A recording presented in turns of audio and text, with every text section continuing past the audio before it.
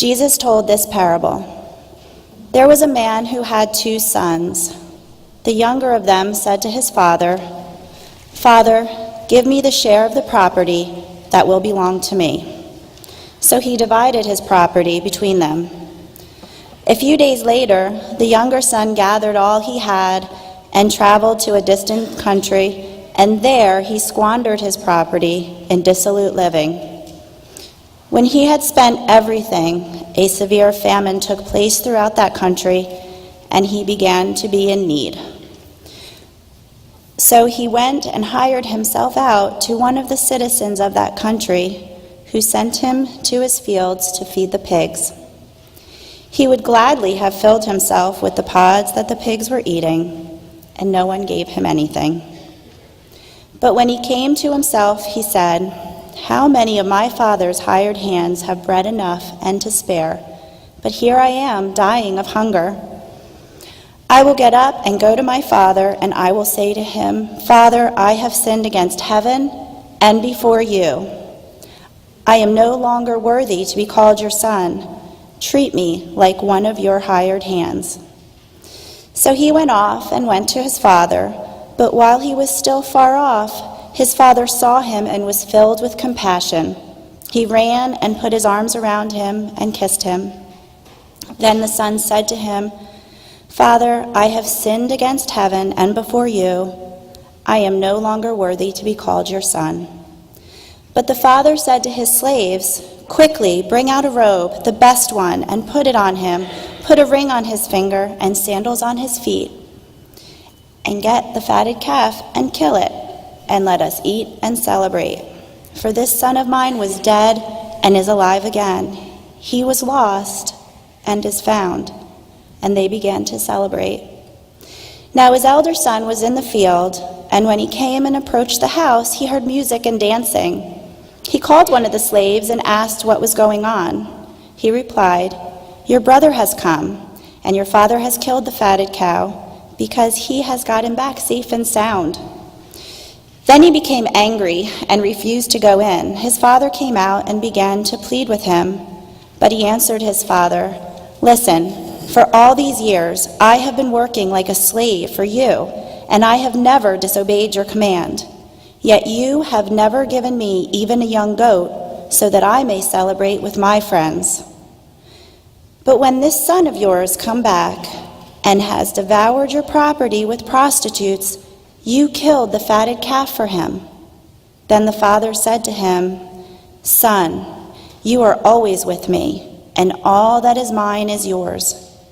But we had to celebrate and rejoice, because this brother of yours was dead and has come to life. He was lost and has been found.'" This is the word of the Lord. Thanks be to God.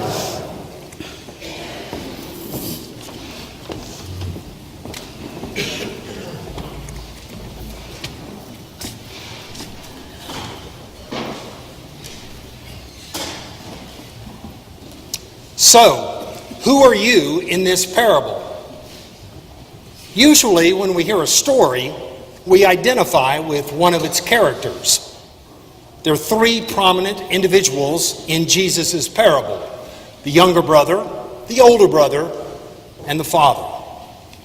A good way to profit from this parable is to associate with one of these individuals.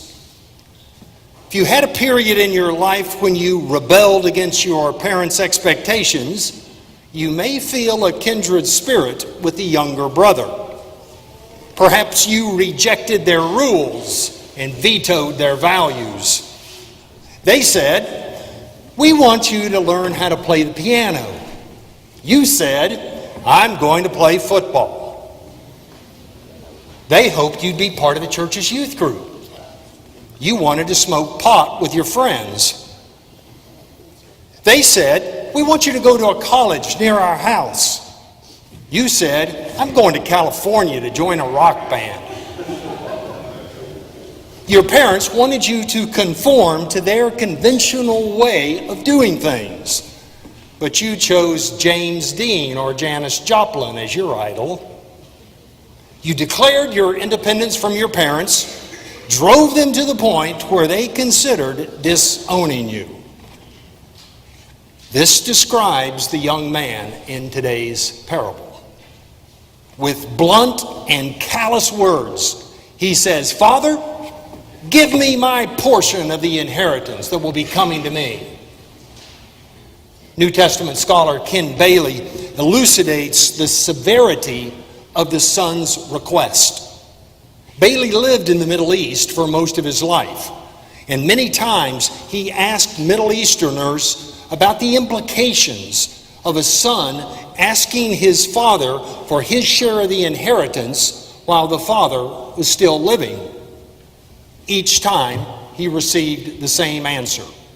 The conversations would go something like this: "Has anyone ever made such a request in your village?" "Never." "Well, what do you think would happen if he did?" "His father would beat him, of course." "Why?" "Because the request means he's eager for his father to die." The son's rejection is a cruel rejection of his father. But according to the parable, the father neither explodes in anger nor attempts to talk the son out of his ill-conceived plan. He simply grants the rebel's request. Perhaps the father knew that giving this son advice was useless. This son learned only one way, the hard way. So the father divided the property between his two sons. The younger son sold his portion of the family farm. When he did, this family rift became public knowledge.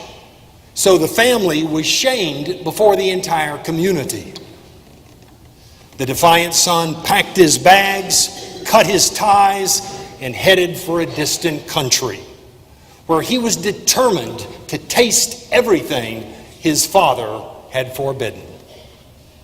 Living for nothing but the moment, he burned through his cash in a flash.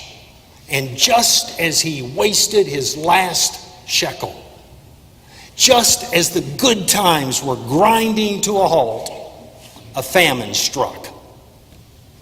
Penniless, hungry, he starts looking for a job. He can only find one: feeding the pigs. Addicts do not usually reach out for help until they've hit the bottom. Lying in the mud with the pigs, starving to death, the belligerent son finally admits he needs help. From his vantage point, his father's servants look like royalty. So he decides to take one last roll of the dice. He will go home.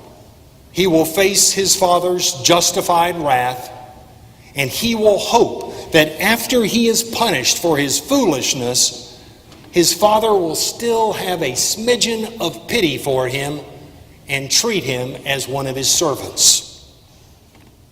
The parable says he rehearses the speech he hopes will soften his old man. "Father, I have come to my senses." No, that's too brazen. "Father, I have disappointed you." No, too mild. "Father,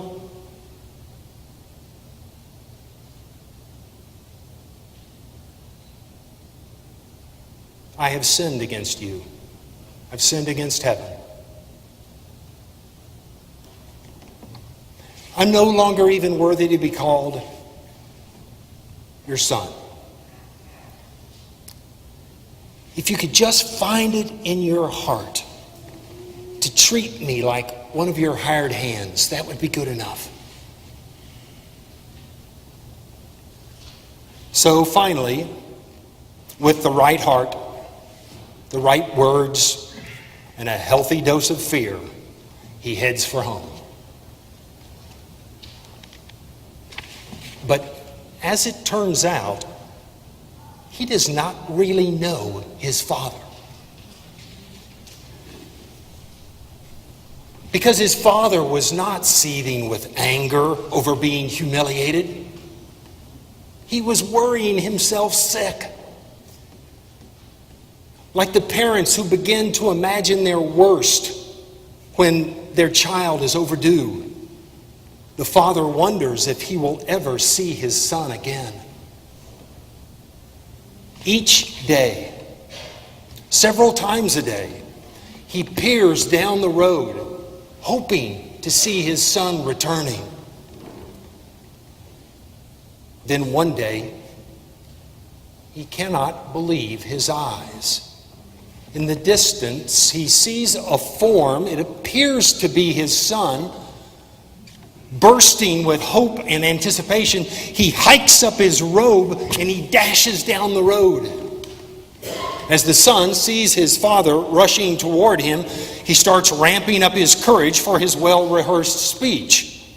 But before he can get out a single word, his father practically tackles him in an embrace. He kisses him. And the stunned young man finally blurts out his rehearsed line. But it appears that the dad doesn't hear a single word of it. He's too busy shouting, "Somebody get a robe! Not just any robe.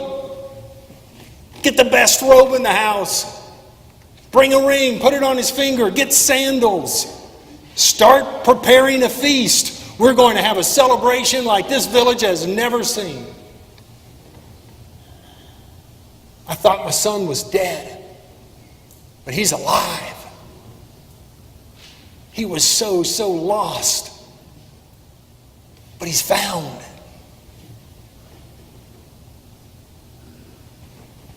I think each of us has a little bit of that defiant son in us. Even if we're not the rebel who constantly rejected the ways of our parents, all of us can point to times when we turned away from God and we made dreadful choices. There's another brother in this story, isn't there? Typically in a Presbyterian congregation, many identify with the older brother. Many of us didn't go through this wholesale rebellion against our parents. For the most part, we followed the rules, we worked hard, we did what was expected of us. However, I hope that we do not identify too closely with this older brother. Because it turns out he is not the ideal child he appears to be to the neighbors. When the older brother gets word that his brother has returned and his father is ecstatic, the older sibling is incensed. He wants his father to grab the younger brother by his ear and yank him to his feet and say, "Why can't you be more like your older brother? He's hardworking, he's obedient, he's faithful." The older brother wants the opportunity to say to the little brat, "I earned my standing in the family. I earned my father's trust. I earned my inheritance. I earned mine. You're going to have to earn yours too."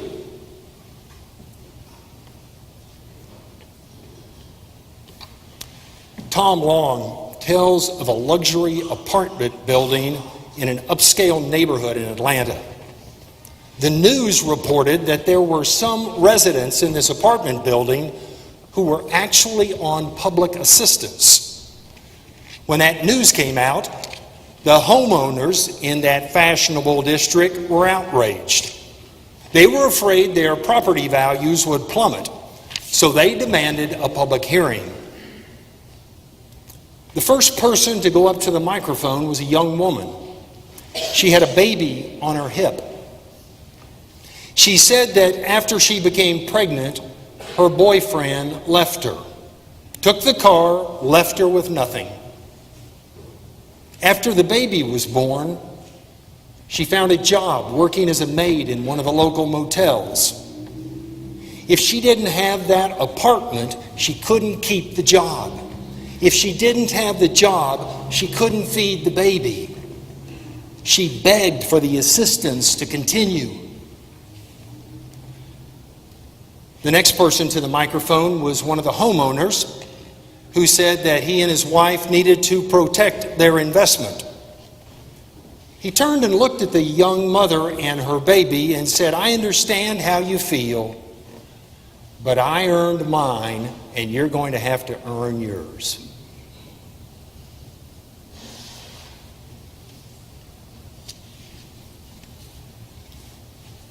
However you envision God,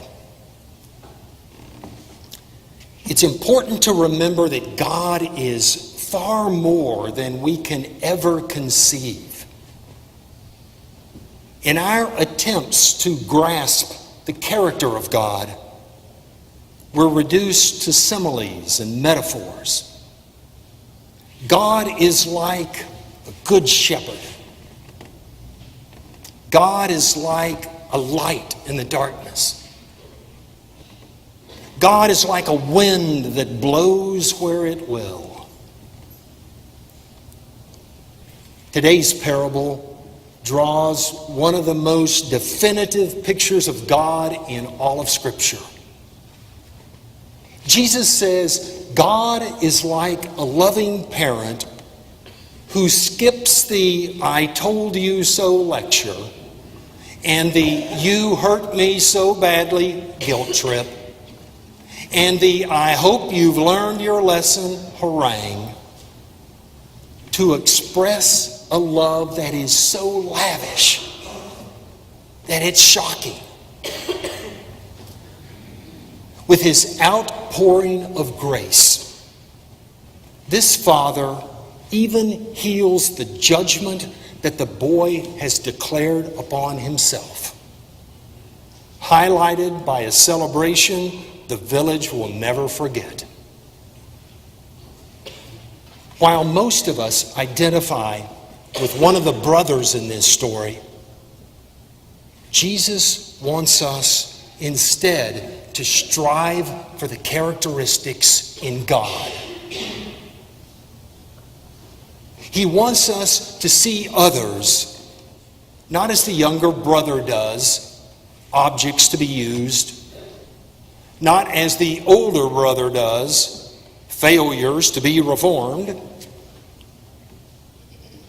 Rather, he wants us to develop a spirit for others that is exceptionally generous and overflowing with joy.